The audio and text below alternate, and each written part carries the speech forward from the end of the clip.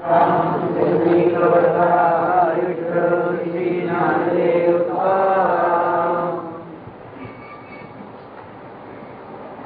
आहे तत्वज्ञानामध्ये मानवी जीवनाचा जेव्हा विचार करतात तेव्हा तो सम्यक विचार असतो. Comprehensive thinking. कॉम्प्रिहेन्सिव्ह थिंकिंग म्हटलं की नुसत्या एवढ्या जीवनाचा विचार करून चालणार नाही, त्याच्या आधीचा आणि नंतरचा विचार करावा लागेल. आणि यालाच एसोटेरिक ऍस्पेक्ट ऑफ लाईफ असं म्हणतात. Mundane aspect. मंडेन शब्द मेदिनी पासून आहे. मेदिनी म्हणजे पृथ्वी, त्याचं मंडेन झालंय. तेव्हा मंडेन म्हणजे या जगातलं. आणि एसोटेरिक म्हणजे आधी काय होतं, नंतर काय आहे याचा विचार करायचा. असं आहे आपल्याकडे बघा. आजोबाचे गेलेले असले तर आजोबाचं नाव मुलाला ठेवतात, नातवाला. काय कारण आहे? अपेक्षा अशी की आजोबा पुन्हा आले. येतात का नाही हा प्रश्न सोडून द्या, नाही का? आजोबा म्हणून सुटलो यांच्या ताब्यात, नाही का? पण आहे ना असं, ही कल्पना याच्यावरती आधारलेली आहे की आजोबा पुन्हा येतात. आणि त्याला सुद्धा एक कारण आहे. त्याला कारण असं आहे की नातवाचे चेहरेपट्टी नातवाची आजोबासारखी असते. असते तसं नाही, पण अनुवंशिकाचं ते जेनेटिक्स म्हणून जे आहे ना, त्यामध्ये थोडस साम्य येतं. कपाळामध्ये, नाकामध्ये, स्वभावामध्ये फारसं येतं असं नाही, पण शरीराच्या रचनेमध्ये येतं, डोळ्याच्या रंगामध्ये येऊ शकतं. हे काय म्हणायचं कारण आहे? आता ज्ञानेश्वर महाराजांनी तो विषय सांगितलेला आहे, तो सांगावाच लागेल. गीतेमध्ये तो आलाच पाहिजे, नाही तर गीता अपूर्ण ठरेल. बरं, आता कसं आहे, मी आधी कुठे होतो जन्माच्या आधी? काही पत्ता आहे? नाही सांगता येत. गेल्यानंतर काय होणार आहे? आधी कुठे जायचंय माहिती आहे का? मजा अशी आहे, आपल्याला प्रत्येकाला माहिती आहे स्त्री पुरुष लहान मोठा एक दिवस जग सोडून जायचंय. चमत्कार असा आहे की तो स्मरण राहत नाही. का राहत नाही? तुम्ही कधी विचार केलाय का की माझा मृत्यू येणार आहे हे मला नक्की माहिती असताना मला मृत्यूचा विचार येत नाही? विचार म्हणजे कसा? साधी गोष्ट आहे, तुमचं रिझर्वेशन आहे अगदी, पण उद्या गाडी संध्याकाळी 5:30ला आहे. सकाळपासून वेळ लागतात ना तुम्हाला, नाही का? का बरं असं? 5:30 गाडी तरी ती 1.5 तास उशिरा सोडते. एसटी नाही का 9 वाजता 12 वाजता सोडतात, पण तुम्ही किती जाता ना 9 वाजता, आणि ज्या दिवशी जात नाही त्या दिवशी बरोबर 9 वाजता सोडतात. नाही तुम्ही पाहता ना, का असं? माझं का स्मरण राहत नाही? तुम्ही खरंच विचार करा. माझं तर एक मत असं आहे, निश्चित मत असं, की परमार्थ म्हणजे मी जाणार आहे जाणीव ठेवून वागण्याचं नाव परमार्थ आहे. परमार्थ म्हणजे आणखी काय आहे दुसरं? नाथांच्या चरित्रातली फार अप्रतिम गोष्ट आहे. एक ग्रस्त होता व्यापारी, तो आला त्यांच्याकडे म्हणाला, बुवा देवाचा मार्ग दाखवा. साधू नाही म्हणून देवाचं राहू दे बाबा.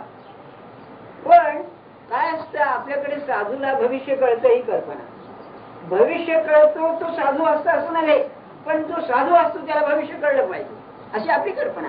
कारण ते सिद्धी आहेत ना, त्यामध्ये अनागत अतीताचं ज्ञान असतं म्हणतात. ते म्हणाले, एक सांगतो बा, पुढच्या रविवारी तुझा मृत्यू आहे. आपल्यापैकी कोणाचा नाही. त्याच्यामध्ये पुढच्या रविवारी मृत्यू आहे तुझा असं म्हणाले.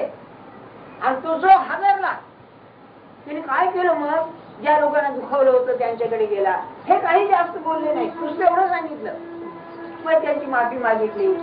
ज्यांचं घेणं होतं त्यांच्याकडे जाऊन घेणं घेतलं, ज्यांचं देणं होतं त्यांना देणं दिलं. घरामध्ये वागणं एकदम सुधारलं. काय बाप आहे, वा म्हणाले.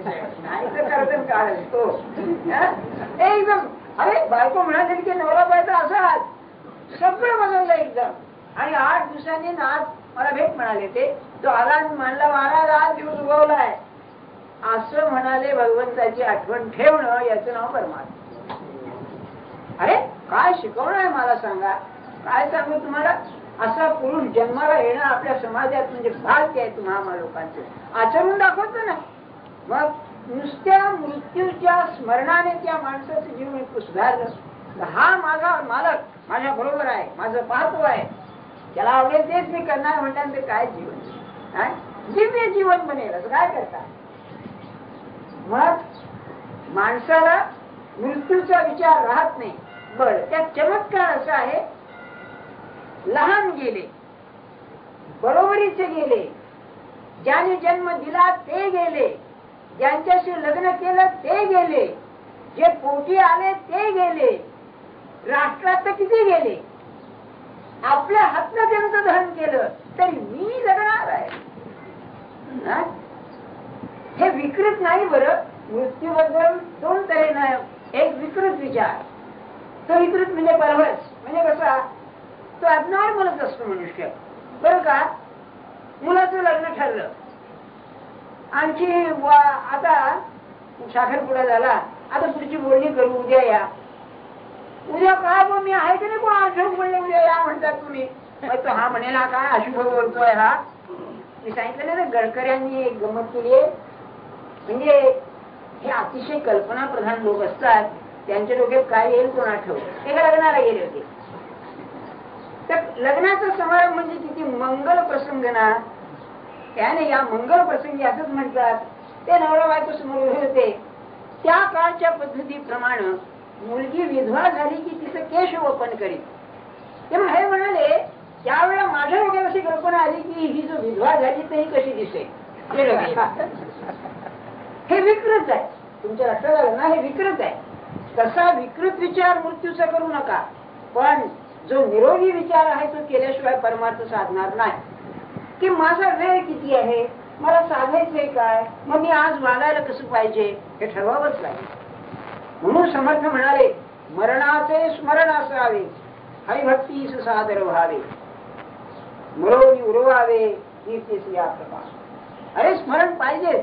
आणि आपण म्हणतो, ते लहान मुलं सुद्धा पाठ म्हणतात, मना पाहता सत्य हे मृत्यूभूमी. हो, या म्हणण्यापुरतच आहे का हे, त्या मास्तरलाही कळत नाही आणि म्हणण्याचं कळतच नाही, मृत्यूभूमी आहे. बरं, मुद्दा सांगण्याचं काय, आपल्याला मेल्यानंतरचा विचार करावाच लागेल तत्वज्ञानामध्ये. आणि मेल्यानंतरचा विचार आला की मेल्या आधी, जन्माच्या आधीचा विचार आला. दोन टोक आहेत. टेम्पेस्ट म्हणून शेक्सपियरचं नाटक आहे, शेवटचं नाटक असं म्हणतात ते, बरं का. त्यामध्ये प्रॉस्पेरो नावाचा एक पात्र आहे, मुख्य पात्र जवळ प्रॉस्पेरो. तो असतो जादूगार, त्याच्याजवळ एक कांडी असते, ती जादूची कांडी अशी त्यांनी वर्णन केलेलं आहे. तेव्हा ते सगळं नाटक संपवताना तो म्हणतो, आता ही मी जादूची कांडी खाली ठेवतो. अशी आपली कल्पना आहे की तो शेक्सपियर स्वतः आहे आणि आता मी नाटक लिहिणार नाही, नाटक लिहिण्याची जादूची कांडी असे हे सांगायचं नाही. त्याच्या आधीच्या प्रवेशामध्ये त्याने या जगाचं वर्णन करताना असं म्हणतो, ही मोठी मोठी इमारती, ह्या हे सगळे राजीव लोक, हे ऐश्वर, हे सगळं म्हणतो भ्रमात्मक आहे. आणि शेवटचं वाक्य असं आहे, our little life is rounded with a sleep. आपलं जे लहान जीवन आहे हे 100 वर्षाचं धरा, याच्या आधी झोप आहे आणि नंतर झोप आहे. झोप म्हणजे अज्ञान. काय आधी काय नंतर माहिती नाही. हा, मला गीतेच्या श्लोकाची आठवण येते, अव्यक्तादीनि भूतानि. ही पहा, ही म्हणजे भगवान अर्जुनाला सांगतायत, तू या स्वजनांचं दुःख करतोयस ना, समजून घ्या. पण माझे माझे म्हणून तू दुःख करतोयस. स्वजनम ही कथं महत्व सुखीनस्याम माधव. आणि माझ्या नातेवाईकांना मारून मी कसा सुखी होईन, हा अर्जुनाचा प्रश्न. त्याला उत्तर भगवान देत आहेत काय, की ही भूत व्यक्त मध्यानी मध्ये दिसत आहेत तुला, आधीनी अव्यक्तानी, जन्माच्या आधी माहिती नाही, अव्यक्त निधनान्येव, मेल्यानंतर पुन्हा अव्यक्त, तत्र का परिदेवना, त्यांचं दुःख कशाला करावं. संत हे शिकतोच, मानवाला हे शिकावंच लागेल. कसं आहे, जीवनात आला येऊ द्या, माझ्या जीवनात शिरू देऊ नये त्याला. तुमच्या लक्षात आलं का, तुमच्या ऑफिसामध्ये 1760 ऑफिसर येऊन जातात, तुमच्या जीवनात शिरत नाही. का शिरत नाही? ते तेवढ्या पुरतं. घरी आलं की तू काय त्याचं काय आहे पता नाही. ऑफिस सुद्धा धड शिरत नाही दुसऱ्या दिवशी सकाळी 9 वाजेपर्यंत, नाही का? खरा नोकर तो, बरं का? मग ते जळलं आहे का काय झालंय कोणाला ठेव, जळलं बरं जरा सुट्टी मिळेल म्हणा पता नाही. म्हणजे जीवनात शिरत नाही. तसं ही जी संबंध तुमच्या जीवनात माणसं येतात ती जीवनात शिरू देऊ नका. फक्त परमात्मा जीवनात शिरू द्या, आपला सद्गुरू शिरू द्या, हे पाहिजे. किंवा त्याचं स्मरण शिरू द्या. असं आहे, आपल्या जीवनात स्मरण शिरलं की त्या स्मरणाचा जोर असा आहे की शेवटी तुम्ही त्याच्यात नाही शिवून जा. त्याच्यात तुम्ही नाही शिवून जाईल ती त्याची ताकद आहे भगवंताच्या स्मरणाची. तेव्हा सांगण्यात हेतू काय? जगाची रचना कशी आहे भगवान ज्ञानेश्वर महाराज सांगतात. भगवंतांनी हा विषय निराळच काढलाय. ज्ञानेश्वर महाराज म्हणतात एवढी अशी आहे बघा. देव मनुष्य स्थावर यया नाव जगडंबर आणि हे तम तिन्ही प्रकार कर्म फळत. हे सांगायचा प्रसंग का आला? जगाची रचना 3 प्रकारची आहे म्हणजे ती स्ट्रक्चर ऑफ दी वर्ल्ड असं, बरं का? एक स्थावर अचेतन, दुसरं म्हणले माणसं, आणि तिसरं असेल तर देवता. या लोकांच्या म्हणण्याप्रमाणे या जगाच्या पलीकडे एक जग आहे. अरविंदांनी तर असं म्हटलंय आपल्या डिव्हाइन लाईफ मध्ये, या जगाच्या पलीकडे जग आहे, या वर्ल्ड, आणि त्यांचा आपल्या मनावरती परिणाम होतो. या जगातल्या वस्तुस्थितीवरती त्यांचा परिणाम होतो. ते काय होतं कोणाला ठेवू, पण ही तर गोष्ट खरी आहे की या जगाच्या आधी आणि नंतर काहीतरी आहे. थोडं त्याचं वेदांत सांगतो आपल्याला. जग कसं आहे, सारखं बदलत आहे. किती बदलत आहे आता आवडत नाही, इतकं बदलत आहे, सारखं बदलत आहे. पण जग तेच आहे. मला सांगा, आपण लहान होतो, आता मोठे झालो, आपल्यात बदल झाला, आपल्या बरोबरच्या माणसात बदल झाला, त्या शहरात राहतो त्यात बदल झाला, ज्या ठिकाणी जन्मला ते बदललं, सगळं बदलत आहे. तरी आपण काय ते जग म्हणतो ना, हे कसं काय? तुम्ही विचार करा, हे कसं काय असं होतं? तुमचा मुलगा अमेरिकेला गेला, 10 वर्ष राहिला, परत येत नाही, भेटायला आला, सारखे लग्न करायला आला, तोच आहे तुम्ही म्हणता. तो सगळं बदलला आहे, त्याची मतं बदलली, सगळं बदललं, पण आमचा मुलगा आला आणि तुझा राहिलाच नाही येतो, पण तुम्ही म्हणता माझा मुलगा. म्हणजे कसं काय? बघा, आपण विचार करा. एक व्यक्ती आहे, लहान आहे, आपण म्हणतो तोच आहे. ती व्यक्ती तरुण झाली, तीच आहे. म्हातारी झाली, तीच आहे. मग असं म्हणाल का आपण बालपण, तरुणपण आणि वृद्धपण यांची बेरीज म्हणजे ती व्यक्ती आहे? नाही. ही व्यक्ती तीच आहे की बाळ होती, तरुण झाली, वृद्ध झाली. म्हणजे प्रत्येक वस्तूला एक बाह्यांग आहे आणि एक अंतरंग आहे. अंतरंग तेच राहतं, बाह्यांग बदलत जात. आणखी एक उदाहरण सांगतो आपल्याला. काळ म्हणजे बदल, बदलाशिवाय काळच नाही. काळाची भावना बदलामध्ये आहे. बदल झाला नाही तर काळ नाही. किंबहुना ज्याला मोनोटोनी इंग्लिश मध्ये म्हणतात, कंटाळवाणं होतं. याचं कारणच असं की बदलाची जाणीव येत नाही. त्यामध्ये बदल होत असतो, जाणीव येत नाही. तेव्हा काळ म्हणजे बदल. हा बदल होऊन सुद्धा वस्तू तीच राहते. कशी ती बघा. आपण एक छत्री आहे, तुम्ही छत्री विकत घेतली का? 50 रुपये पडतात ना सध्या. अहो जास्त खट दिवशी उघडते तिला 500 रुपये पडतात. काय करता? अहो मी तुमच्यासारखा व्यवहारातला आहे, मला थोडीशी माहिती येते. आणि तो खटका केव्हा बंद पडेल याचा नेम नाही, बरं का? उघडता उघडता भिजून जातो तरी उघडतच नाही, असंही आहे त्यामध्ये. तेव्हा तुम्ही छत्री घेतली, काय झालं बुवा? 1 वर्ष झालं बुवा, आता काय म्हणून कापड बदल. पुढच्या वर्षी आता गंजल्या तारा, सगळ्या त्याच्या काड्या गंजल्या, काड्या बदलल्या. तिसऱ्या वर्षी दांडा बरोबर नाही म्हणून दांडा बदलला. दांडा बदलला, काळ्या बदलल्या, छत्र्या बदलल्या. अहो किती वर्ष झाली? अहो 3 वर्ष झाली छत्री घेतली. आणि छत्रीत राहिलंय काय? ती सगळी बदलली नाही का? मग कोणत्या अर्थानं छत्री तीच आहे? छत्रीचा जो घाट आहे, पॅटर्न आहे, छत्रीचा छत्रीपण आहे ते तेच आहे. हे ध्यानात ठेवा. आपण वेदांत इतकं सोपं आहे बघा. आपण जगतो कसं जगतो. त्यामुळं व्यक्तीमध्ये शरीर बदलतं, मन बदलतं, पण व्यक्तीची वासना जोपर्यंत ते दोन व्यक्ती बदललेली नाही. आणि परमार्थ म्हणजे वासना बदलणं हे परमार्थच लक्षण. जर बदलला मग माणसाचा तो देव बनतो. आणि परमार्थामध्ये सगळा भर तुमचं मन बदलण्याचं नाही. मन म्हणजे तुमची बुद्धी म्हणा, ते काय अहंकार नाही, तुमची वासना बदलण्याकरता त्याच्यात खरी खुबी आहे. तेव्हा ही वासना बदलायला मी कोण आहे हे कळायला पाहिजे ना आधी. तिथून ज्ञानेश्वर महाराजांनी सुरुवात केली. आत्मज्ञान करताना मी कोण आहे. मग हे 3 का सांगितले? तर म्हणाले ज्याची त्याची वासना आहे ही दिसते कशी? कर्मामध्ये दिसते. वासना आणि स्वस्थ बसली आहे ती वासनाच नव्हे. वासना म्हणजे ती व्यक्त झालीच पाहिजे. म्हणूनच ज्याची वासना क्षीण झाली तो स्वस्थ झाला, शांतच झाला. ती खरी शांती आहे. एक ग्रस्त होता, त्याची बायको मोठी कजाग, फार आरडाओरडा करायची, त्रास द्यायची.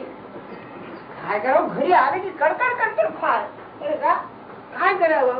त्याचा मित्र एकदा घरी आला आणि शांतच असा वेळी म्हणजे बायको कुठे गेली? निजली आहे म्हणाल.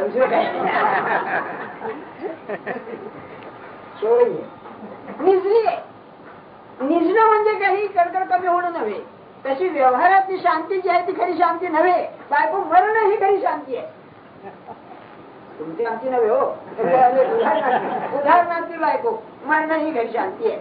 तसं वासना दबू नये खरी शांती नव्हे. वासना निर्मूल होणं ही खरी शांती. आणि ती ज्याची होती तो देव बनतो. म्हणून त्याने 3 सांगितलेले आहे. एक देव, एक माणूस आणि दुसरं अचेतन स्थावर. मग जगडंबर म्हणजे काय म्हणाले? देव, मनुष्य आणि स्थावर. आता हे परिणाम कर्माचेच आहे. जसं कर्म तशी ती अवस्था. आपल्याला 2 रविवारच्या पाठीमागे मी एक अतिशय महत्वाचा मुद्दा सांगितला. तुम्ही जे कर्म कराल जगाला कळो न कळो त्याचा संस्कार जगावर झाल्याशिवाय राहणार. मनावर होईलच पण जगात कुठेतरी काहीतरी परिणाम झाला पाहिजे. हे ज्याला अध्यात्मवाद म्हणतात त्याचं मूलभूत तत्व आहे. ऍब्सोल्यूट आयडियलिझम म्हणून जे आहे त्याचं हे तत्व आहे. आपल्याला ते व्हाईटहेडचं वाक्य सांगितलं ना मी. A movement of your eyelids has its repercussions on the remotest star. तुम्ही इथे पापणी हलवलीत त्या लहरी जाता जाता दूरवरचे तारे जे आहेत त्याच्यावरती परिणाम करतात. इतकं संबंध ते एक आहे. तुम्हाला माहिती असेल आपल्या केसाला जर मुंगी चढली केसावर आपल्याला कळते. शरीरातली चेतना केसाच्या टोकावर अवलंबून आहे म्हणजे कल्पना करा. हे जसं तशी ही विश्वाची जी रचना आहे त्यामध्ये परमेश्वराची सत्ता अशी सगळीकडे जी माझ्यात आहे. आत्मरूपाने जी माझ्यात आहे ती सगळीकडे आहे. बर मग हे जर असं आहे तर मग इथे पोचायला माझा मार्ग कोणता आहे? तो कर्म आहे. कारण मला वासनेच्या माध्यमानच जावं लागतं. वासना जेव्हा जगाची असते ती अशुभ वासना आहे. भगवंतापासून दूर नेते की त्याच्याकडे नेते ती शुभ वासना आहे. आणि संतांचा सगळा प्रयत्न जर असेल तर अशुभ वासना नाहीशी करून शुभ वासना निर्माण करण्याची दुसरं काही नाही. त्याला मग तू अमुक कळ सांगावंच लागत नाही. याला त्यांनी गोडी असं म्हणलंय, आवड म्हणलेलं आहे त्याला. आवड म्हणजे ते हवं असं वाटणं, त्याच्याशिवाय चैन न पडणं, मन स्वाभाविक तिकडे धावणं, याचं नाव आवड. अहो नाही, बायकोला आवडी म्हणतात, तुम्हाला माहितीये ना. आता म्हणत नाही पण आवडते म्हणजे कोण? म्हणजे आवडते ती. नावडीला काही नावडी म्हणतात का माहिती नाही आपल्याला, पण आवडी म्हणतात. आवड खरी आवड आहे. कशी काय असते ना ती आवताई अशी असते की नकळत मन तिथे जात. आणि भगवंताची अशी जन्मापासून आवड असणं याला भाग्य म्हणतात. तुमचं आमचं नाही दिसतच आहे, पण ती खरी. आणि संतांचं खरं सगळं ते आहे, त्याची आवड निर्माण करतात. मग त्याला तू कर म्हणावं लागत नाही. असं आहे, ज्याला गणिताची आवड असते ते मोठे मोठे गणिती आहेत ना, काही त्यापैकी बरं का, एक फ्रेज म्हणून होतं FREGE बरं का. अरे त्या माणसाला लहानपणी तू भिंतीवरती गणित करायचा. जसे मोरोपंत होते ना महाकवी, त्याला लहानपणी जेवायला गेले कुठे 5-6 वर्षाचं बोललं आणि लग्नाला गेले बाथरूम मध्ये, तिथे भिंतीवर कोळशाने आर्या लिहून ठेवली. म्हणून आर्यापती इतकी आवड त्याची. आता तुम्हाला कसली आवड आहे ज्याची त्याने पावलं काय नाही का. लहानपणापासून आपल्याला कशाची आवड आहे? आपल्याला आवड गोळा करण्याची आहे. खेळे, स्क्रू, दगड, माती हे गोळा करण्याची आवड आहे. मुद्दा सांगण्याचं काय आपल्याला, की ही जी आवड आहे ही आवड कर्मानेच वाढते, कर्मानेच व्यक्त होते, कर्मानेच ती नाहीशी होते. आणि त्याचा उपयोग करून घ्या असं ज्ञानेश्वर महाराजांना सांगायचं. काय दृष्टांत दिला? आवड कर्माने दिसते, त्रास देते आहे, कर्मात गुंतवते आहे. पण मनुष्य पडू लागला, पृथ्वीच त्याला झेलायला वर यावी, तसं हेच कर्म भगवंताकडे केलं, भगवंताच्या करता आशा सोडून केलं तर तिथं सांगण्याची काय खुबी सांगतो आपल्याला. कर्म सोडू नको, कारण कर्म सुटत नाही. पण असं कर, हे तुझं आहे, तुझ्या करता आहे, मग तू करशील ते. परमार्थाचं मर्म तिथे आहे. पुन्हा आपल्या हरदासाची कथा मूळ पदावरती, माळीये जेवते नेले तेवते निवांतची गेले. बस, दुसरी बात नाही. निवांत शब्द महत्वाचा आहे, लक्षात ठेवा. आपल्याला सांगितलं मी, जबरदस्तीनं जाणं आणि प्रेमाने जाणं. निवांत म्हणजे त्याच्यावर भरोसा ठेवून, तुझी इच्छा आहे ना, बरोबर आहे, चल. आता अलीकडे नाही, दृष्टांत म्हणून घेतो मी, ते चांगलंही नाही, पण माझ्या लहानपणी मी पाहिलेलं आहे की नवरा बायको जर कुठे हळदी कुंकाला, हळदी म्हणजे पान सुपारीला किंवा कुठे समारंभाला चालले, बरोबर कधी नाही जायचे. नवरा पुढे बायको मागे, असं असेल बरं का. जसं नवऱ्याच्या पावलावर पाऊल ठेवून बाईने जावं, तसं भगवंताच्या इच्छेच्या पावलावर पाऊल टाकून माझी इच्छा जी गेली त्या निवांत गेला. म्हणून एक घट्ट धरून ठेवा, तक्रार करायची नाही बरं का. तक्रारी मूल सुद्धा आवडेल का तुम्हाला? किती दिलं तरी पुन्हा जाणार आहे. किती प्रेमळ आई असली तरी थोडीच किती सहन करील. डॉक्टर लोक किती शांत राहू शकतील कटकटी पेशंट असला तर सांगा मला. अरे तुला इतकं सांगतो, इतकं करतो, पुन्हा तुझी राहणे आहे नाही का. असं आहे भगवंताला, असा राहण्या करणारा कसं आवडेल? मलाच नाही आवडणार. आणि तुम्हाला वाटत आहे शब्द सोपे दिसत आहेत, तक्रार न करणं हा एक योग आहे. काही जरी आलं तरी वाह वाह वाह वाह म्हणू शकू आपण. अरे याला उत्तर दिलं महाराजांनी का, म्हणाले एक गृहस्थ रोज मंदिरात जायचा, प्रसाद खायचा. श्रीमंत मंदिर तिरुपती सारखं बदाम याला असायचे. 10 दिवस 15 महिनाभर बदाम खाल्ले. एक दिवस कडू बदाम आला तर म्हणाले महिनाभर गोड बदाम मिळाले, एक दिवस कडू बदाम आला तर त्यांनी चुकून टाकावा का म्हणाले. याचं नाव तक्रार न करत. आतापर्यंत भगवंतानी पुरवलंय, मनासारखं केलंय. एक कुठे कमी जास्त झालं की त्याच्या नावाने शंख करतो आपण. नाही बरोबर, तक्रार नाही करत. आपला परमार्थ प्रपंचातला आहे बघा, हे असं शिकलं पाहिजे. आजपर्यंत गमत काय चांगली, आजपर्यंत जर काय असं नाही झालं. काय झालं, एक नवरा बायकोनी 50वा वाढदिवस केला लग्नाचा बरं का. 50 ते गोल्डन म्हणतात ना, काही सिल्वर कोणतं तरी म्हणतात त्याला. आली रौप्य महोत्सव की काहीतरी म्हणला तो, सुवर्ण महोत्सव केला. दुसऱ्या दिवशी बायकोचं आणखी नवऱ्याचं भांडण. त्या बायकोनी मुलाची बाजू घेतली. मुलाची बाजू घेतल्यावरती नवरा म्हणाला, 50 वर्ष तू माझ्या बरोबर राहिलीस आणि आता मुलाची बाजू घेतेस. तर ही काय म्हणाली, आता पुष्कळ तुझी बाजू घेऊन पाहिली की जमत हे खरं नाही का. तिने आणखी एक कमाल केली. आणि आमचं योगवाशी ऐकायला येणारी बाई म्हणून आणखी हुशार झाली जास्त. ती काय म्हणाली, आता म्हणले तुम्ही म्हातारे झालात, मी म्हातारे झाले. आता म्हणले तुम्ही जर गेला तर मला आधार मुलाचाच आहे, तुमची माझी घेऊन करू काय म्हणाले. जीवन आहे बरं, दिस इज लाईफ, हे जीवन आहे, लक्षात ठेवा. म्हणजे बाहेरनं तुम्ही नवऱ्याचं ऐकू नका असा त्याचा अर्थ नाही. नाही तर घरी जाऊन तेवढंच सांगाल काय केलं त्यांनी असं सांगितलं ऐकू नका तसं नाही.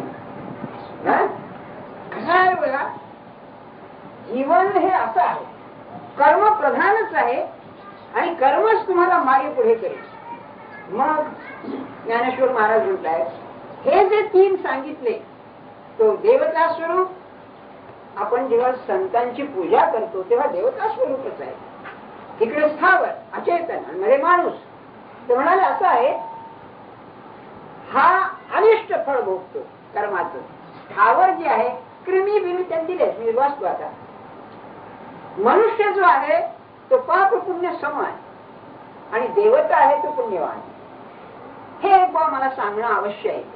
माझा आपला विश्वास आहे, कारण संत मानित होते म्हणून. आमचं दुसरं काय आधार आम्हाला काही नाही. असं आहे, आचार्यांनी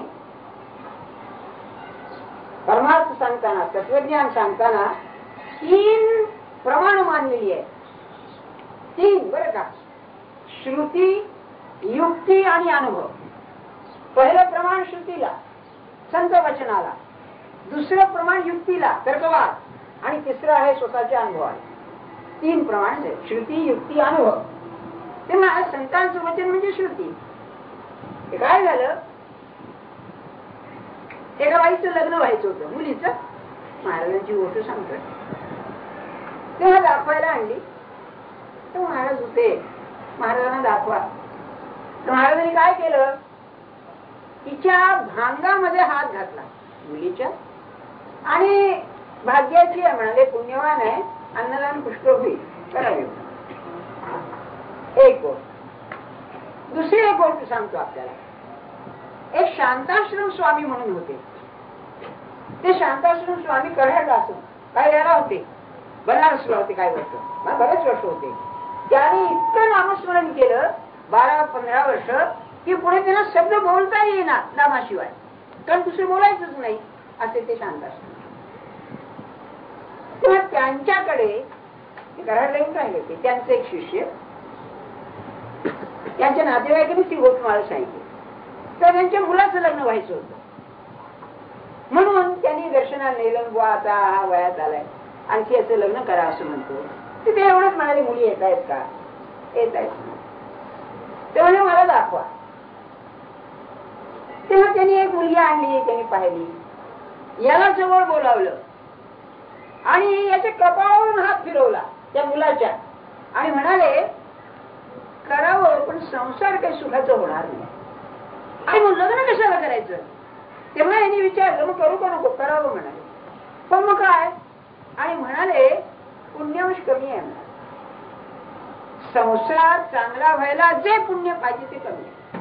आणि पुढे अशी गंमत झाली, 2 वर्षांनी त्याला जमा झाला आणि जन्मभर दम्यात तो होता.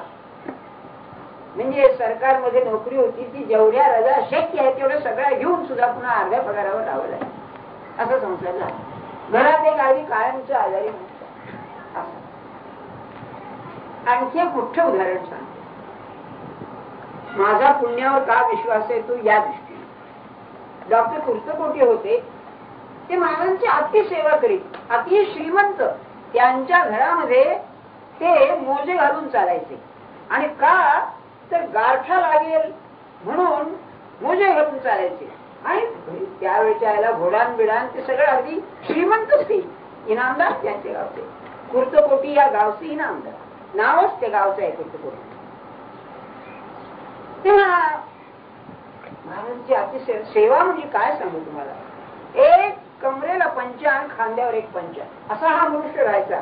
ऊन नाही, पाऊस नाही, काही नाही असा. बरं महाराज कुठे चांगल्यातून चाले तर मागे पळत जायचे, सब लक्षण. तेव्हा एक दिवस असे समोर उभे होते. महाराजांनी विचारलं अरे तू एवढी सेवा का करतोस. तेव्हा यांच्या मनात काय आलं, वेदांत होते, त्यांना विद्वान पदवी होती, दरभंगा राजाने दिलेली वेदांत चूडामणी ही पदवी दिलेली, इतका मोठा विद्वान. मनात काय आलं, आपण जो आनंद भोगता तो मला भोगायचा. याकरता ही सेवा आहे. बरं का? बरं म्हणाले. त्यांनी उत्तर दिलंच नाही, बरं म्हणाले.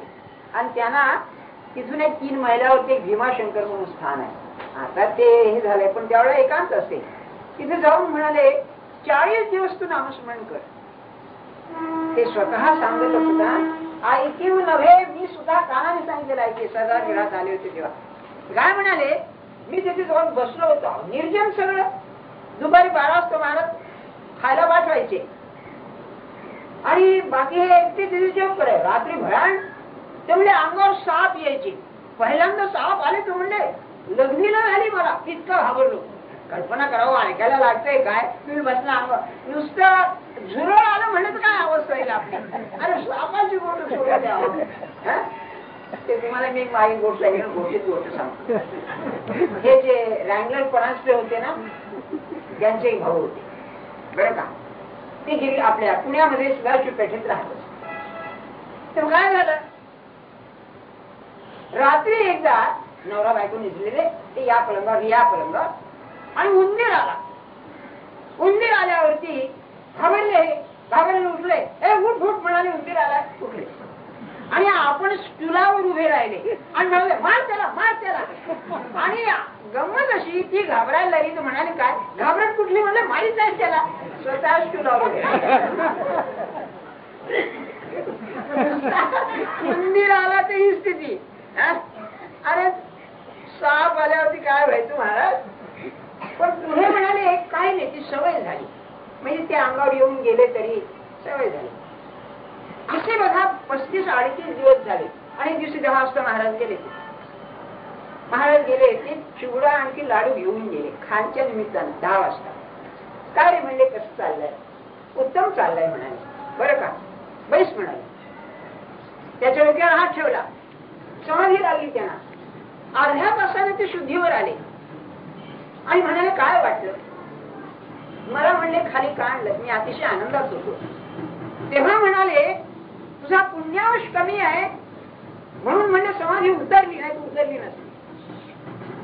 असं हे पुण्य पापाचं लग्न आहे.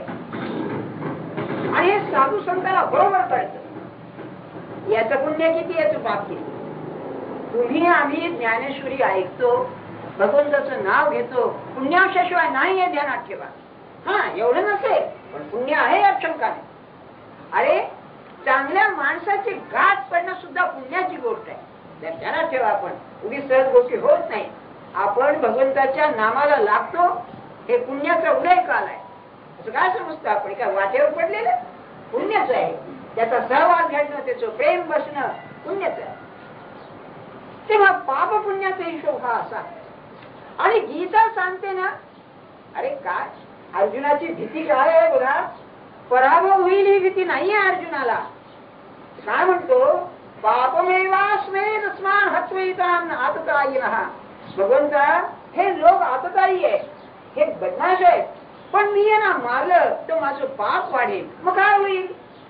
दृष्टांत दिला की ज्या पुण्यांशानं तू माझ्या हातात आहेस, माझ्या जवळ आहेस, ते पुण्य जर सरलं तर तू दुरावशील. मी काय कर, काय त्याच्या सहवासाची ही आहे. एखाद्या बाईचा नवरा अत्यंत प्रेमळ असावा, प्रेम करणारा, भाग्यवान असावा. आणि त्या बाईचा नवरा जर गेला तर बाईला काय वाटेल, मला काय जीवन जगायचं, हृदय गेल्यावरती जगून काय करायचं, कसं व्हायचं. म्हणून तो दृष्टांत दिला की जैसा उद्याना माझी अनळू संचरला देखोनी प्रबळू. बाग आहे, कोकिळा गाते आहे मजेनं, आणि बागेला आग लागली. आग लागल्याबरोबर कोकिळा उडून जातो. क्षणभरी कोकिळू स्थिर नव्हे. तसा परमात्मा माझ्या जीवनात जर पाप आलं तर तू क्षणभर माझ्या जवळ राहणार नाही, चालतो. काय असेल बघा हे पाप पुण्य. तर माणसाच्या जीवनात पाप पुण्य समाज. खालच्या याच्यात पाप जास्त, वरच्या याच्यात पुण्य. जन्मोजन्मी आम्ही बहुपुण्य केले म्हणून या विठ्ठले कृपा केली. नाथांनी सांगितलं, उगीच तो सांगितलं. मग किती पुण्याच्या राशीत या शंकाने धगधगीत पुरुष पुण्य राशी. समर्थांनी अर्जात शिवाजीचं वर्णन करताना म्हणले, परोपकाराच्या राशी उदंड घडती दयासी. असा हा दयाचे महत्व तुलनेत सीमेची तुलना नाही. तो धगधगीत पुण्य राशी महापुरुष असं म्हणते, शंकाच नाही यामध्ये. तेव्हा सांगण्याचं हेतू काय आपल्याला, हे मानायचं का, हे जरा आमचा अनुभव जाऊ द्या हो. तर्कशास्त्र दृष्ट्या काही गोष्टी मानाव्याच लागतात. त्या कशा की प्रत्यक्ष पुरावा नाही त्या, तो पुरावा असा लांब लांब लांब लांबून तो पुरावा गोळा करावा लागतो. याला hypothesis by the accumulation of instances असं त्याला म्हणतात. व निम्या पुरावा घेऊन हा हे असं असलं पाहिजे असं म्हणतात. हे मानायलाच पाहिजे. मग काय होत, पाप जर असेल तर मनुष्य कोणत्या जन्माला जातो ते सांगताय. वरी विषयवंता बुद्धी अंगी सूनी अविधी प्रवर्तती जे निषिद्धी कुव्यापारी. बुद्धिमान आहे, समजतंय सगळं, पण वाईट मार्गाने हेतुपूर्वक जातोय.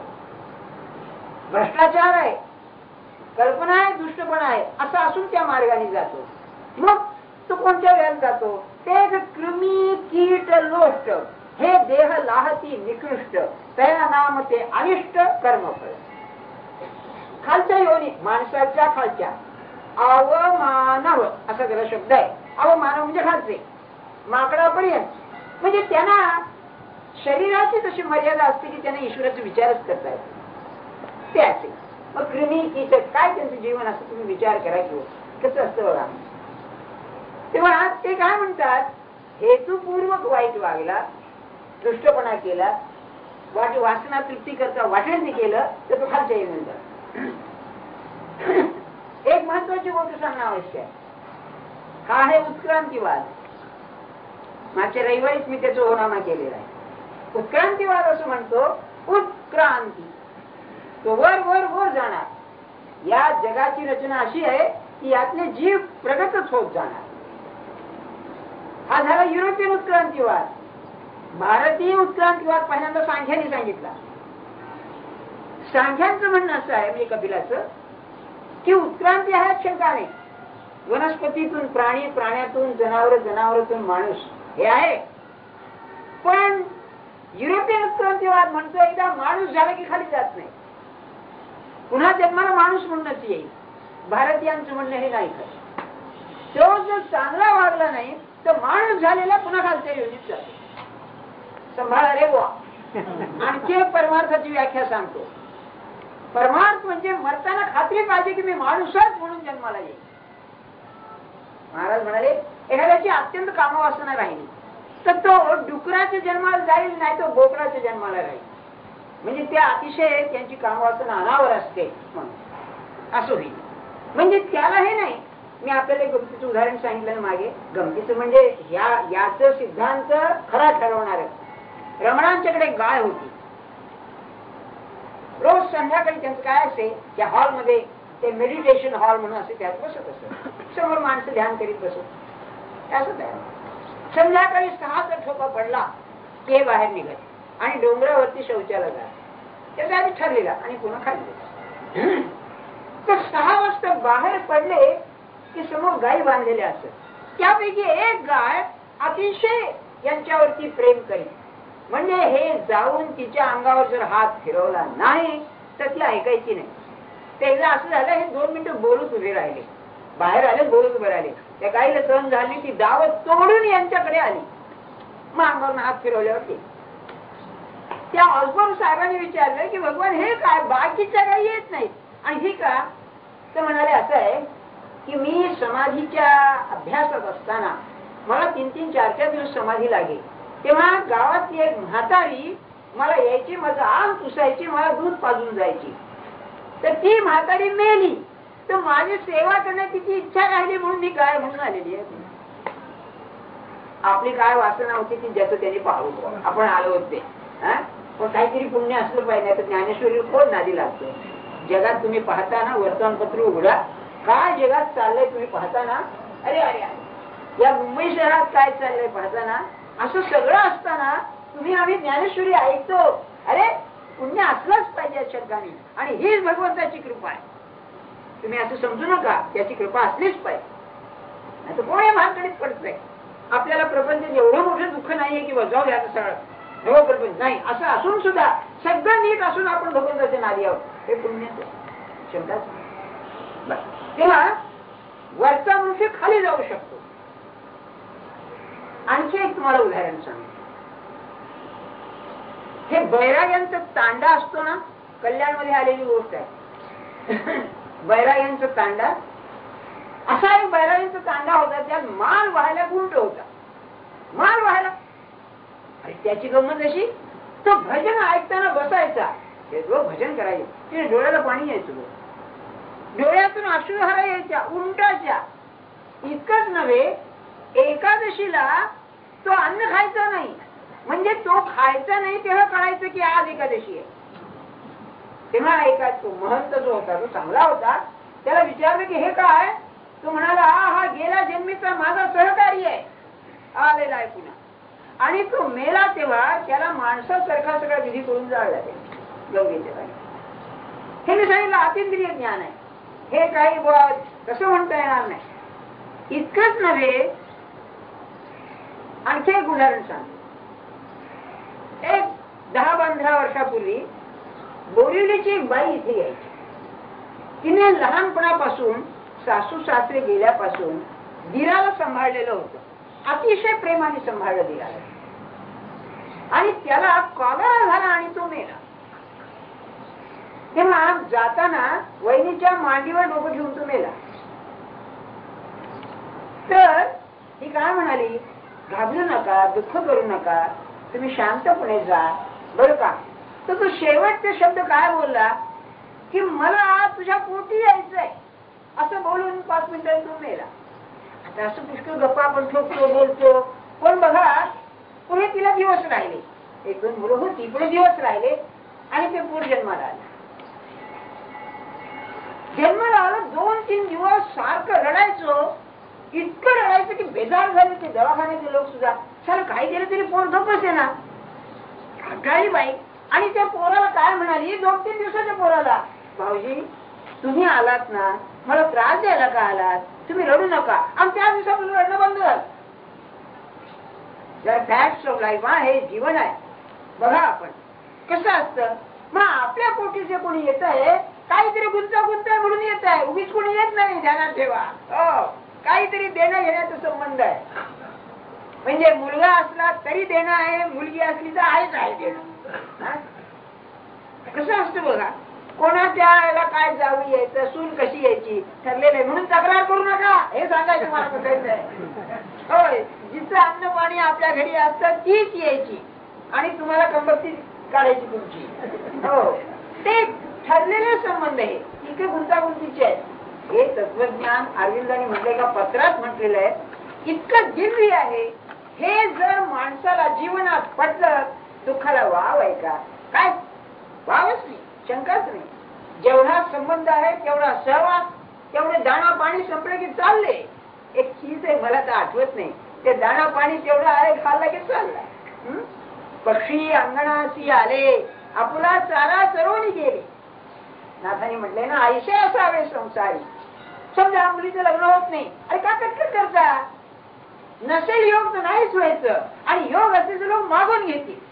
असं काय करता, वेळ आली पाहिजे, तिचं अन्न पाणी घरात संपलं पाहिजे. म्हणजे सांगण्यात हेतू काय आपल्याला, की त्यांनी जे म्हटलेलं आहे की तो खालच्या याला जातो, हे ज्ञानेश्वर महाराजांनी भारतीय उत्क्रांतीवाद सांगितलेला. आता पुढे बघा, आता देवाचं सांगतात का, स्वधर्म मान देता स्वाधिकार पुढा सुता, सुकृत की जय पुसता आमनाय. आता अतिशय स्वधर्माने वागणारा, आमनाय म्हणजे वेद, वेदाला विचारून ते शुभकर्म आहे, आपल्या धर्म स्वधर्माचं आहे, तेच जो जन्मभर आचरतो, तै इंद्रादिक देवांची देहे लाहिजती सव्यसाची, त्या कर्मफळा इष्टाची प्रसिद्धी का. वरचं अनिष्ट फळ झालं हे इष्ट, की अगदी योग्य नीती धर्माने वागला, वेदांची आज्ञा पाळली, सज्जनाला जो मार्ग अनुकूल आहे त्या मार्गाने तो गेला, तर त्याला इष्ट फळ मिळतं, तो सद्गतीला शंका नाही. म्हणचं नव्हे, मी तुम्हाला धर्मशास्त्र सांगतो, त्याची गती त्याच्या कर्मावर अवलंबून आहे. नाही तर असं व्हायचं, एखादा दारू पिणारा मनुष्य मेला, आणि मुलाने अगदी त्याचं सगळं केलं तर ते त्या पापातून मुक्त होणार नाही. ते त्याचं कर्म त्याच्यावर. किंबहुना तुम्ही काही करू नका, तो आपल्या कर्मानं बरोबर पुढे जातो, बरं का? ते ध्यानात ठेवा. करू नये असा याचा अर्थ नाही. श्रद्धेनं ते करायचं. आपल्याला हा देह दिला, आपल्यावर त्याचे उपकार आहेत. ह्या देहानं आपल्याला मोठं ध्येय साधता येतं. या उपकाराच्या स्मरणार्थ श्रद्धेनं श्राद्ध करायचं. पण ते त्याच पद्धतीनं करायला पाहिजे असं नाही. अलीकडे पद्धत बदलली. आता धर्मशास्त्राला महत्व राहिलं नाही. अहो भटजी मिळत नाही तुम्हाला, नाही का? अहो नाही तर असं व्हायचं, जर त्यांना आवडतं ते केल्याने त्यांना तृप्ती असेल. आचार्य आचार्यांचं उदाहरण आहे. तर बाप दारू पिणारा होता म्हणून त्या ब्राह्मणाला दारू पाजणं म्हणजे काही श्राद्ध करणं नव्हे. ही कल्पना तेच करू जाणे बुवा. नाही का? नाही का? त्यांना जर तृप्ती पाहिजे तर त्यांना आवडतं ते करा. त्यांनी स्मगलिंग केलं, तुम्ही स्मगलिंग करा, म्हणजे त्यांना तृप्ती आहे. नाही, आपल्या कर्मानं जातो. ज्याचं त्याच्याबरोबर हे अगदी व्यवस्थित काम करतात. मग आणि आता माणसाचं सांगतात. 2 दृष्टांत दिलेले आहेत. मिश्र कसं आहे, पाप पुण्य मिश्र असेल असं म्हणतात होते लोक. नाथांनी म्हटले भागवतात ये मूळ की पाप पुण्य सम झालं की माणसाचा जन्म. मग पुण्य वाढवायचं का पाप वाढवायचं तुमच्यावर अवलंबून. तुम्हाला संधी आहे. ते म्हणतायत दृष्टांत सांगतो आधी काय. म्हणाले आंबट रस आहे, गोड रस आहे. तेव्हा आंबट आणखी गोड तुम्ही एकत्र केले तर त्यातून तिसराच रस निर्माण होतो. आंबट गोड असा त्याच्या मिश्रणानं तिसरा रस निर्माण. किंवा आपण श्वासोश्वास करतो, त्याचे मुख्य 2 रेचक, पूरक आणि रेचक. आत घ्यायचा श्वास त्याला पूरक म्हणायचं, बाहेर सोडायचा त्याला रेचक म्हणायचं. पण रेचक आणि पूरक दोन्ही एके ठिकाणी आली की कुंभक तयार होते. कुंभक म्हणजे आत दाबून धरणं. तर दाबून धरणं ही जी श्वासाची अवस्था आहे ही या दोन्हीचं मिश्रण आहे आणि ती तऱ्हा तिसरीच आहे. तेव्हा माणसाच्या जीवनामध्ये पापपुण्याचं मिश्रण असल्यामुळे तो देवही नाही आणि खालचाही नाही, किंबहुना दोन्हीचं मिश्रण आहे म्हणायला हरकत नाही. पशुत्वही आहे माणसामध्ये, देवत्वही आहे. आणि गमत अशी पशुत्व नाहीसं केल्याशिवाय देवत्वाकडे जाता येत. महाराजांचं म्हणणं असं, संत बनणं दूर राहू दे, आधी माणूस बना. आणि माणूस बनणं फार कठीण आहे. कारण माणूस म्हणजे विवेकानं वागणं. मला तुम्ही खरं सांगा, दिवसाचे 24 तासातून आपण विचारानं बोलतो, चालतो, वागतो. किती आपण विचारानं करतो का? एखाद्याला नावं ठेवताना सहज बोलून जात युसलेस माणूस, नाही का? म्हणजे म्हणणाराच युसलेस असतो तेव्हा असं म्हणतो तो.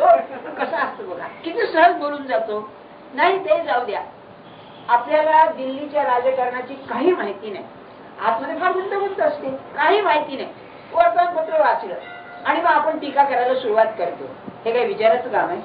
विवेकाचं काम आहे का सांगा? काय आहे? सगळं आपला अविचारच आहे, काही नाही. अत्यंत विचाराने की माणूस काय म्हणेल असं वाटतं. आपण काही सांगू शकत नाही. असं करतो का आपण? एखाद्याला नावं ठेवताना घरात काय कसं करायचं, पण आपण ठेवतो नावं केलं, नाही का? म्हणजे माणूस विचारानं वागणं हे माणसाचं जे लक्षण आहे ते लक्षण आपल्यामध्ये नाही. शांत होणं फारच दूर आहे. दुसरे द्यायला, नाही का? एक तो हाली, मौलाना हाली म्हणून कवी गुण गेला, गालिबचा शिष्य होता. उसमें मेहनत है ज्यादा, पहले इंसान बनो, असं म्हणलंय. काय उसमें मेहनत है ज्यादा म्हणजे माणूस बनणं अतिशय कठीण आहे. काय कठीण आहे? आपलं कसं होतं, अरे तर कार्य अशापैकी होतं. मी का कसं करावं, तो घाणीत उतरला म्हणून मी का उतरावं? नाही, आपल्याला ते जमत नाही. अरे कठीण आहे ते. सांगण्यात येतो आपल्याला एवढाच की पाप पुण्याचं मिश्रण असं माणसामध्ये. मग ज्ञानेश्वर महाराज आणि गोड आंबट मिळे ते रसांतर फळसाळे, नवीन रस निघाळतो मिळे. उठी दोन्ही वेगळे दोन्ही ठिकाण, म्हणजे धड आंबटही नाही आणि धड गोडही नाही, तिसराच रस निर्माण होतो. रेचकची योगवशे होय स्तंभावया उद्देशे, तेवी सत्यासत्य समरसे, सत्यासत्याची जीवी. त्यांची खूबी तर खरंच आहे. मग माणसाच्या जीवनात होतं काय, असं दोन्ही मिश्रण झाल्यामुळे तिसरं निर्माण होते. दृष्टांत काय घेतलाय, सत्यासत्याचं मिश्रण होऊन, सत्य आणि असत्य याचं मिश्रण होऊन तिसराच पदार्थ निर्माण होतो. आणि हाच भ्रम आहे. आचार्यांनी सुरुवातीला सांगितलं सत्यानृते मिथुनी कृत्य, या जगाला खरं म्हणावं खरं नाही, खोटं म्हणावं तर खोटं म्हणता येत नाही. म्हणजे खरं खोट्याचं मिश्रण आहे म्हणून भ्रमात्मक आहे. दुसऱ्या भाषेत सांग, ज्ञान यथार्थ असते. हे संस्कृत शब्द की अतिशय परस्पर म्हणून वापरायचे. ज्ञान म्हणजे बरोबर, त्यात चूक नाही. ज्ञान आणि चूक, अरे हे ज्ञानच नव्हे. म्हणूनच मी विज्ञानाला सत्पुरुष खरं ज्ञान म्हणत नाही, कारण पुन्हा सुधारणा आहे, चूक आहे. इथे चूक नाही, ज्ञान म्हणजे ज्ञान. तेव्हा ज्ञान यथार्थ आहे, अज्ञान अयथार्थ आहे, जे ज्ञान नाही ते. पण विपरीत ज्ञान म्हणून प्रकार आहे, तो आणखी निराळा आहे. एखादा मनुष्य सज्जन नसेल, दुर्जन नसेल, पण जर तो बदमाश असेल तो म्हणतच काहीतरी आहे, म्हणजे हे नाही ना ते नाही, आणि दोन्हीचं मिश्रण आहे. आणि आपलं जीवन या भ्रमापायी सगळं वाया जातं. म्हणजे कसं, त्याला उत्तम उदाहरण हे लोक देतात. मी देह आहे ही भावना नाही का. अगदी आपण वागताना उदाहरण घ्या, आपल्याला पानसुपारीला जायचं, बायकांना हळदी कुंकाला जायचं. चला चला चला गडबड झाली, चला अहो थांबा जरा, टॉयलेट तर करू, काय ते पावडर लावू दे, आंबो लावू दे. अहो का तुम्ही जसे आहात तसं काय दिसत नाही.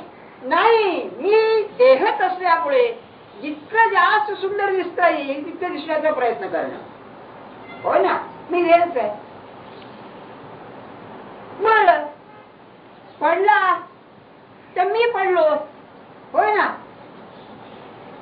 हात तुटला, माझा हात तुटला, तूच आहे.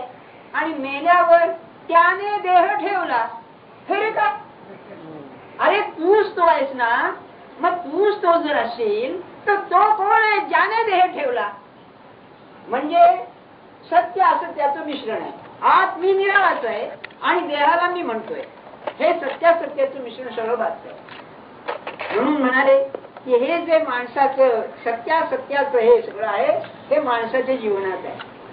अहो असं आहे, प्राण्यांना ही भानगड नाही, सत्यासत्या मिश्रण फिश्रण ही भानगडच नाही. जे आहे ते आहे बरोबर, जसं आहे तसं त्यांच्या दृष्टीनं. अज्ञान तर अज्ञान, आमचं विपरीत ज्ञान हे फार घ्या. उदाहरण घ्या, पैसा. पैशाची किंमत आहे, ऑब्जेक्टिव्ह व्हॅल्यू, वस्तुनिष्ठ काही किंमत पैशाला आहे. पण ती जेव्हा मी माझ्या जीवनात माझ्यावरती लागतो तेव्हा तो भ्रम आहे. मी असं विचारतो आपल्याला, सध्या रुपयाची किंमत किती आहे? 4 आणे झाली एक, काय कल्पना नाही. 14 पैसे का? 14 पैसे म्हणे झाला असं, यांच्यावर भरोसा ठेवा आपण.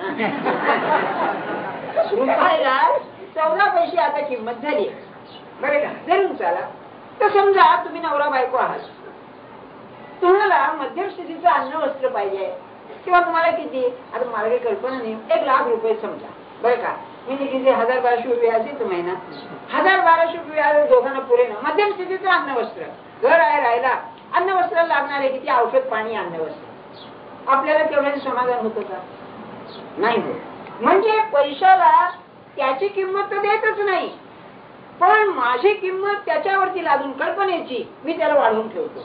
तो कसा आहे, तो मेलेला आहे, तो अचेतन आहे. तुम्ही किती प्रेम ठेवावं हे तो सांगत नाही.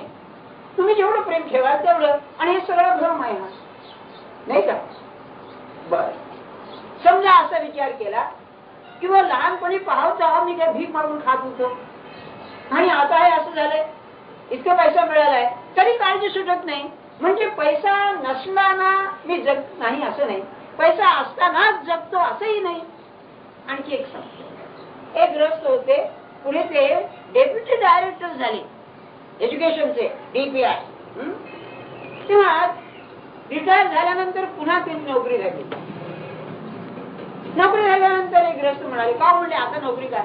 अहो म्हणजे 2 मुलं आहेत, एकेकाच्या नावाने 10,000 रुपये तरी ठेवायला पाहिजे. तुम्ही काय केलं?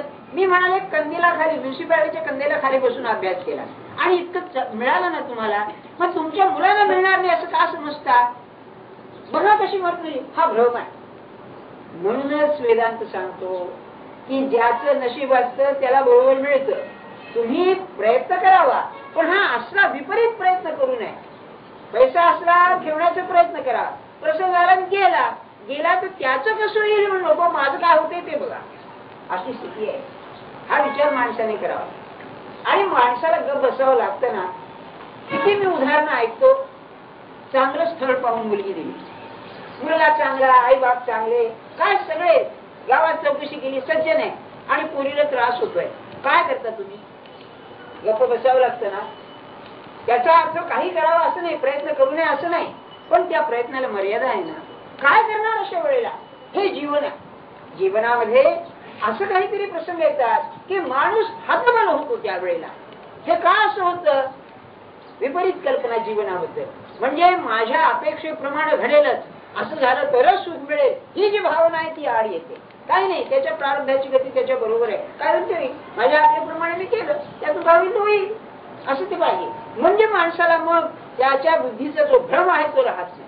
म्हणून ज्ञानराज म्हणताय, म्हणून समभागे शुभाशुभे मिळवून अनुष्ठानाची उभे ते मनुष्यत्व लाभे ते मिश्र फळ. माणूस म्हणून आला, मी आपल्या गमतीने विचारतो, हा मला खात्री आहे ना, मी ज्ञानेश्वर महाराजांची हे करतो ना उपासना, महाराजांना घट्ट जमीन वेळ आपण माणूस म्हणूनच येणार. आणि जर माणूस म्हणून नाही आलो, समजा गाय बैस म्हैस कुत्रा तू गोंदवल्याच जाईल, मुंबईत नाही राहणार. मुंबईत रस्त्यावर फिरतोय आपला, नाही नाही जाईल, म्हणजे मला रोज प्रसाद खायला मिळेल आणि गायची पूजा करतात तिथे, नाही का. मग कुठेतरी निष्ठा पाहिजे बुवा, तुम्ही काही म्हणा. फेथ इज दॅट हिल्स, काय बोलणार. श्रद्धा आपली आहे ना, पैशावर तरी आहे, लौकिकावर आहे, माझ्या आकड्यावर आहे, श्रद्धा आहेच ना. मग अशा ठिकाणी श्रद्धा ठेवावी की ज्या श्रद्धेला संतांची मान्यता आहे. बरोबर. अहो काय नामदेवाचा एक अभंग आहे, वृक्ष करी तरी काठाचे निमिषे तुळशी काठ देवा तुझे द्वारी वसवायचे करी, पाषाण करी तरी पायरीचे निमिषे देवा तुझे द्वारी वसवायचे करी. की मला काय दे, तुझा वियोग नको, मग मी कुत्रा होईल, मी आमका होईल, तुझ्या चरणी काय. ही वृत्ती ठेवल्यानंतर का द्यायचं कारण आहे. येईल जन्म, काय योग असेल तो पण तुझ्या जवळ येईल.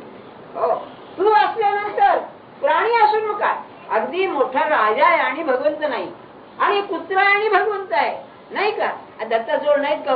मग काय कल्पना नाही आपल्याला. तुम्ही मला खरं सांगा, या संतांची चरित्र पाहून सांगतो, भगवंतांनी ज्या गायी चारायला नेल्या त्या गायीचं भाग्य काय असेल तुम्ही विचार करा, की ज्याचा हात त्यांच्या पाठीवर असेल. मग एक गमत सांगतो, एकदा महाराजांची गाडी होती, बैलगाडी, आणखी जाऊन कुठेतरी आले, आल्यानंतर उतरले आणि त्या बैलाच्या पाठीवर नुसता हात मारले. बरं का, हात मारल्यावर थरारला अंग, त्याच अंगावर काटा आला. किंवा तो हा होता, त्यांनी विचारलं हरिपंत मास्तर म्हणून की महाराज त्याला कळलं का, तर ते काय म्हणाले, तुमच्यापेक्षा त्याला आनंद जास्त झाला की मला निवडून आणलं. काय असेल मला सांगा.